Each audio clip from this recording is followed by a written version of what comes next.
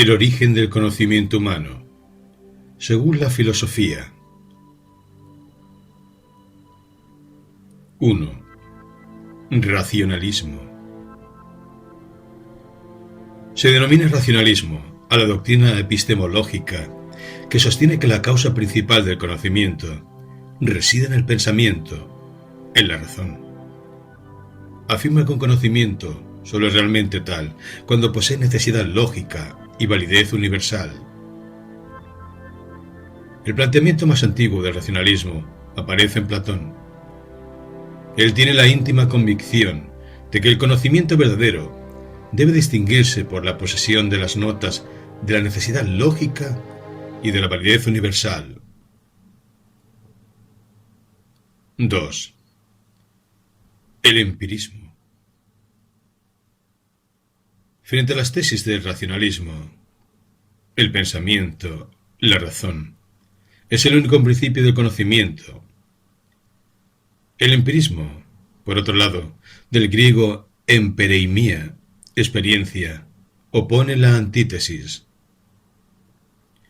La única causa del conocimiento, según el empirismo, es la experiencia. Según el empirismo, no existe un patrimonio a priori de la razón. La conciencia cognoscente no obtiene sus conceptos de la razón, sino exclusivamente de la experiencia. El espíritu humano, por naturaleza, está desprovisto de todo conocimiento. El racionalismo es guiado por la idea determinada, por el conocimiento ideal, mientras que el empirismo se origina en los hechos concretos. Los racionalistas casi siempre surgen de la matemática. Los defensores del empirismo, según lo prueba su historia, frecuentemente vienen de las ciencias naturales. Esto se entiende sin esfuerzo. La experiencia es el factor determinante en las ciencias naturales. En ellas, lo más importante es la comprobación exacta de los hechos por medio de una cuidadosa observación. El investigador depende totalmente de la experiencia. Suelen distinguirse dos clases de experiencia, una interna y otra externa. El fundamento de un conocimiento válido no se encuentra en la experiencia, sino en el pensamiento. 3. A priorismo. En la historia de la filosofía existe también un segundo esfuerzo de intermediación entre el racionalismo y el empirismo, el a priorismo, el cual también considera que la razón y la experiencia son la causa del conocimiento. Pero se diferencia del intelectualismo porque establece una relación entre la razón y la experiencia, una dirección diametralmente opuesta a la de éste. En la tendencia de a priorismo se sostiene que nuestro conocimiento posee algunos elementos a priori que son independientes de la experiencia. Esta afirmación también pertenece al racionalismo. Si relacionáramos el intelectualismo y el a priorismo con los dos extremos contrarios entre los cuales pretenden mediar, inmediatamente descubriríamos que el intelectualismo tiene afinidad con el empirismo, mientras que el a priorismo se acerca al racionalismo. El intelectualismo forma sus conceptos de la experiencia. El a priorismo rechaza tal conclusión y establece que el factor cognoscitivo procede de la razón y no de la experiencia.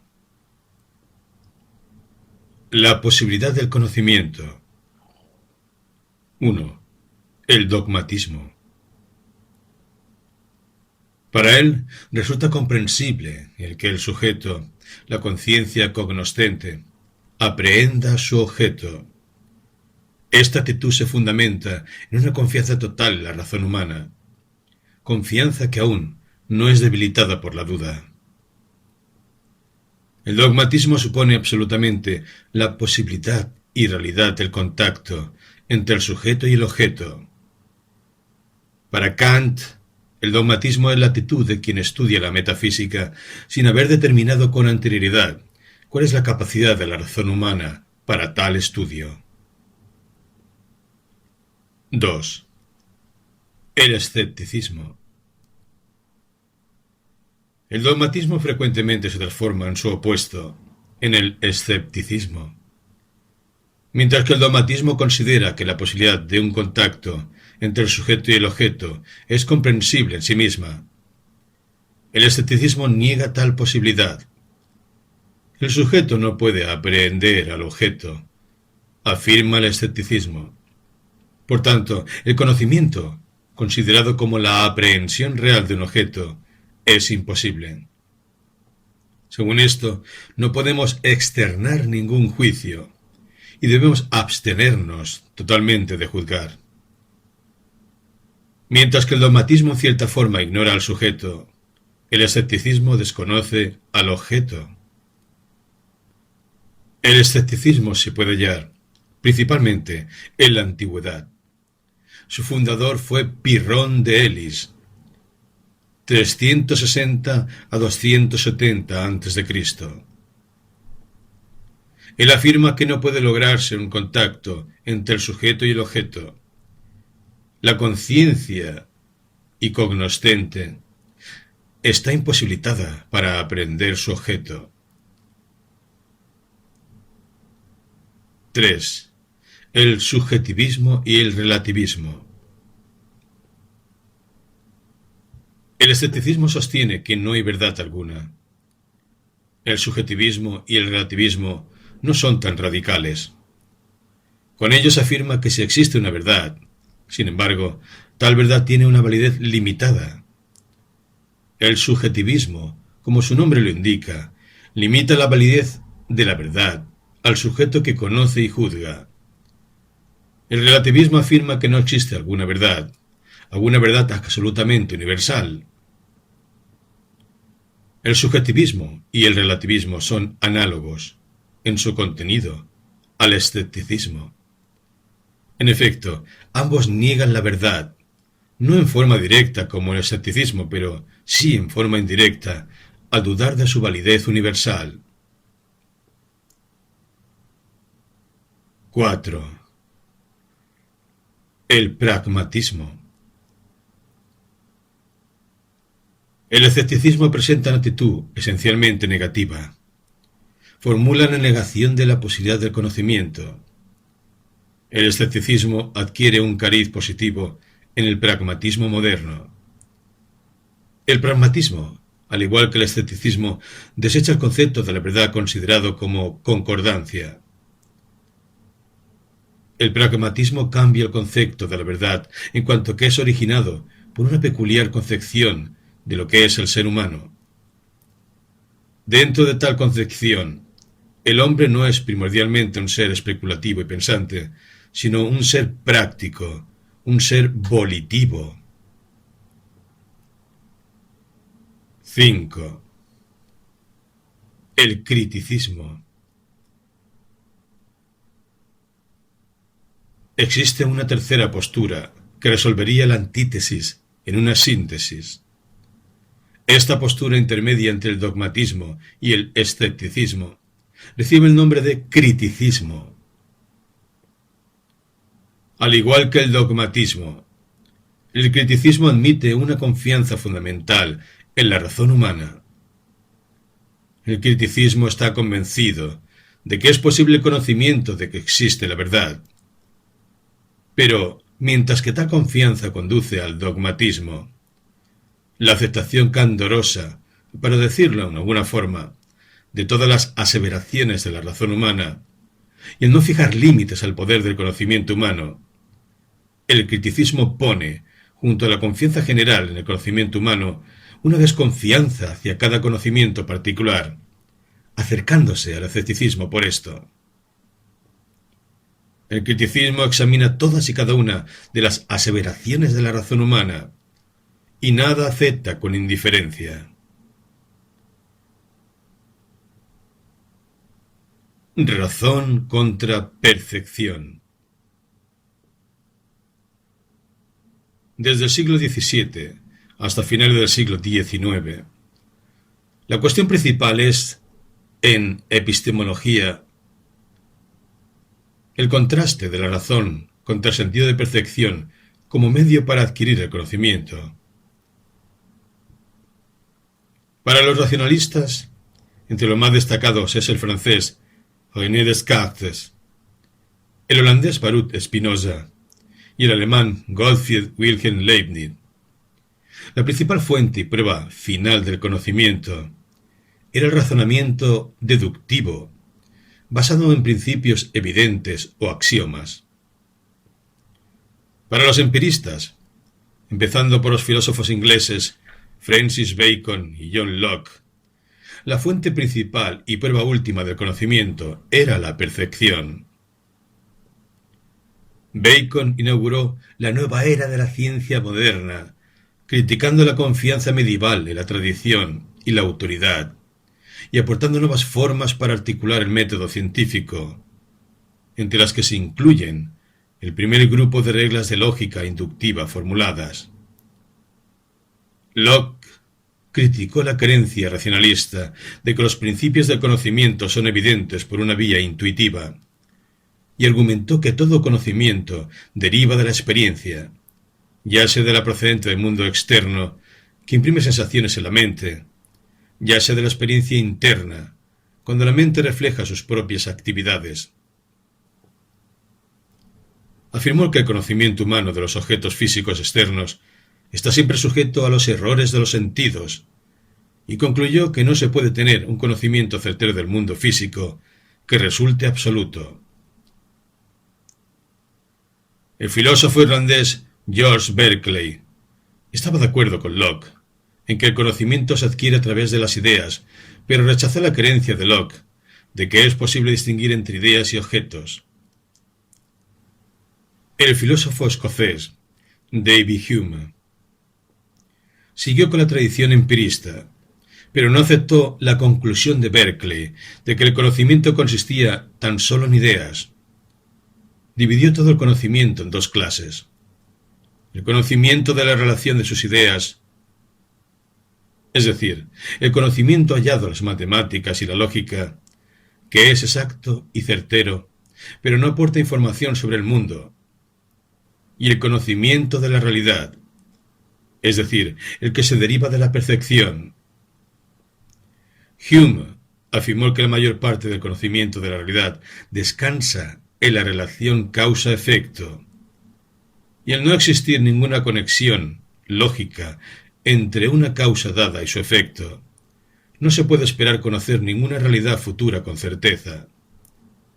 Así, las leyes de la ciencia más certeras podrían no seguir siendo verdad, una conclusión que tuvo un impacto revolucionario en la filosofía. El filósofo alemán Immanuel Kant intentó resolver la crisis provocada por Locke y, llevada a su punto más alto por las teorías de Hume, propuso una solución en la que combinaba elementos del racionalismo con algunas tesis procedentes del empirismo. Coincidió con los racionalistas en que se puede tener conocimiento exacto y certero, pero siguió a los empiristas en mantener que dicho conocimiento es más informativo sobre la estructura del pensamiento que sobre el mundo que se halla al margen del mismo. Distinguió tres tipos de conocimiento: analítico a priori, que es exacto y certero, pero no informativo, porque solo aclara lo que está contenido en las definiciones; sintético a priori, que transmite información sobre el mundo aprendido a partir de la experiencia, pero está sujeto a los errores de los sentidos; y sintético a priori, que se descubre por la intuición y es a la vez exacto y certero, ya que expresa las condiciones necesarias que la mente impone a todos los objetos de la experiencia. Las matemáticas y la filosofía, de acuerdo con Kant, aporta este último tipo de conocimiento.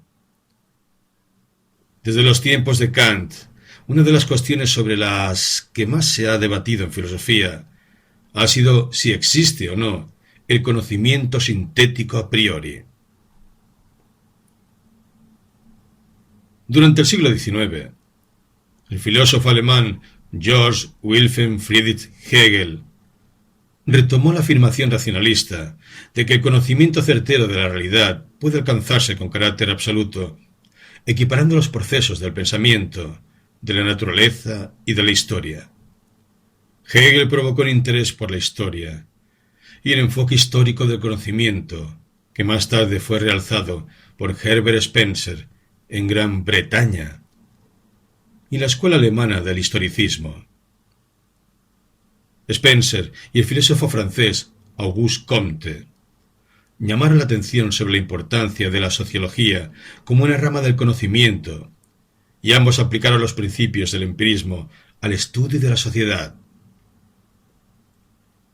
La escuela estadounidense del pragmatismo, fundada por los filósofos Charles Sanders Peirce, William James y John Dewey a principios de este siglo, llevó el empirismo aún más lejos, al mantener que el conocimiento es un instrumento de acción y que todas las creencias tienen que ser juzgadas por su utilidad como reglas para predecir las experiencias.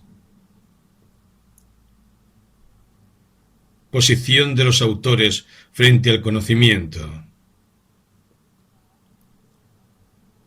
Para algunos autores, el fundamento de la posibilidad del conocimiento es la realidad, bien la sensible, como han definido los filósofos de orientación empirista, bien la inteligible, como aquellos racionalistas que han defendido el carácter realmente existente de las entidades conceptuales o nociones generales. El primer gran filósofo que abordó el estudio del conocimiento fue el francés René Descartes, en el siglo XVII. Descartes intentó descubrir un fundamento del conocimiento que fuera independiente de límites y supuestos. Para él, conocer es partir de una proposición evidente, que se apoya en una intuición primaria. Descartes formuló la proposición en su célebre sentencia: pienso, luego existo. Kant negó que la realidad pudiera ser explicada mediante los solos conceptos y se propuso conseguir el mismo objetivo, pero intentando determinar los límites y capacidades de la razón. Si bien existen, efectivamente, juicios sintéticos a priori, que son la condición necesaria de toda comprensión de la naturaleza, trascendentales, el ámbito del conocimiento que limita, sin embargo, en el pensamiento de Kant, el reino de la experiencia. Según el británico John Locke, representante moderado del empirismo, las impresiones de la sensibilidad solo formaban la base primaria del conocimiento. El también británico David Hume y algunos autores neopositivistas posteriores consideraron, por el contrario, que las nociones de las ciencias formales no son empíricas ni conceptuales, sino formales y por lo tanto vacías de conocimiento. De acuerdo con determinadas formas de empirismo, existen otras experiencias, además de la sensible, como la experiencia histórica, la experiencia intelectual, etc. En estas posiciones, algunos de cuyos precursores, los alemanes Friedrich Nietzsche y Wilhelm Dilthey, difícilmente se les puede considerar como empiristas. El término experiencia se entiende en un sentido más amplio. Los autores más representativos de estas posiciones son el alemán Martin Heidegger y el francés Jean-Paul Sartre, que defendieron posturas existencialistas. Los estadounidenses John Dewey y William James, de orientación pragmatista, y el español José Ortega y Gasset, que mantuvo la postura que él llamó racio-vitalismo, en la que vida y razón constituían los dos polos de su concepción del mundo. El conocimiento científico.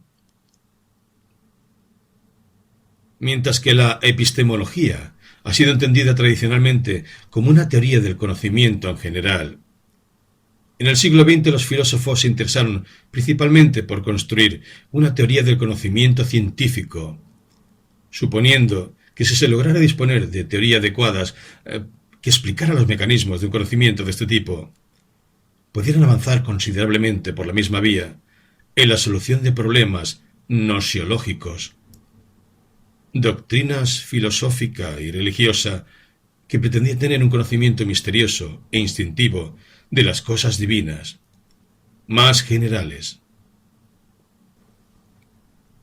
La elaboración de una epistemología de este tipo constituyó la tarea abordada especialmente por los autores del Círculo de Viena, que fueron el germen de todo movimiento del empirismo o positivismo lógico. Para estos filósofos se trataba de conseguir un sistema unitario de saber y conocimiento, lo que requería la unificación del lenguaje y la metodología de las distintas ciencias. Este lenguaje debería ser intersubjetivo, lo que exigía la utilización de formalismos y de una semántica común y universal. Es decir, cualquier proposición debía poder traducirse a él. Lo único que puede hacerse es formular la hipótesis de la existencia de una realidad independiente de nuestra experiencia e indicar criterios para su contrastación en la medida en que una afirmación de existencia implica determinados enunciados perceptivos. No hay ninguna posibilidad de decisión respecto a una realidad o idealidad absolutas. Ello sería, en palabras de Carnap, un pseudo-problema. Todas las formas epistemológicas de la tradición filosófica inspiradas en posiciones metafísicas, el idealismo y el realismo filosófico, el fenomenalismo, el solipsismo, etc., caerían así fuera del ámbito de conocimiento empírico, ya que buscarían responder a una pregunta imposible. Epistemología en el siglo XX. A principios del siglo XX, los problemas epistemológicos fueron discutidos a fondo y sutiles matices de diferencia empezaron a dividir a las distintas escuelas del pensamiento rivales. Se prestó especial atención a la relación entre el acto de percibir algo, el objeto percibido de una forma directa, y la cosa que se puede decir, que se conoce, como resultado de la propia percepción. Los autores fenomenológicos afirmaron que los objetos de conocimiento son los mismos que los objetos percibidos. Los neorrealistas sostuvieron que se tienen percepciones directas de los objetos físicos o partes de los objetos físicos en vez de los estados mentales personales de cada uno. Los realistas críticos adoptaron una posición intermedia, manteniendo que, aunque se perciben solo datos sensoriales, como los colores y los sonidos, estos representan objetos físicos sobre los cuales aportan conocimiento. Un método para enfrentarse al problema de clarificar la relación entre el acto de conocer y el objeto conocido fue elaborado por el filósofo alemán Edmund Husserl.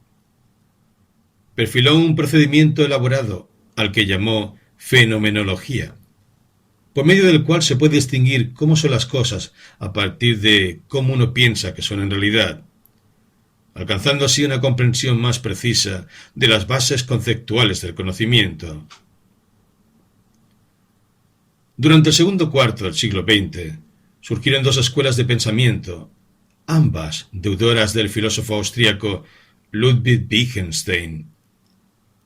Por una parte, la escuela del empirismo o positivismo lógico tuvo su origen en Viena, Austria, pero pronto se extendió por todo el mundo. Los empiristas lógicos hicieron hincapié en que solo hay una clase de conocimiento, el conocimiento científico, que cualquier conocimiento válido tiene que ser verificable en la experiencia, y por lo tanto, que mucho de lo que había sido dado por bueno por la filosofía no era ni verdadero ni falso, sino carente de sentido. A la postre, siguiendo a Hume y a Kant, se tenía que establecer una clara distinción entre enunciados analíticos y sintéticos. El llamado criterio de verificabilidad del significado ha sufrido cambios como consecuencia de las discusiones entre los propios empiristas lógicos, así como entre sus críticos, pero no ha sido descartado. La última de estas recientes escuelas de pensamiento, englobadas en el campo del análisis lingüístico o en la filosofía del lenguaje corriente, parece romper con la epistemología tradicional. Los analistas lingüísticos se han propuesto estudiar el modo real en que se usan los términos epistemológicos claves, términos como conocimiento, percepción y probabilidad, y formular reglas definitivas para su uso con objeto de evitar confusiones verbales. El filósofo británico John Lagshall Austin afirmó, por ejemplo, que decir que un enunciado es verdadero no añade nada al enunciado, excepto una promesa por parte del que habla o escribe. Austin no considera la verdad como una cualidad o propiedad de los enunciados o elocuciones. Conclusión.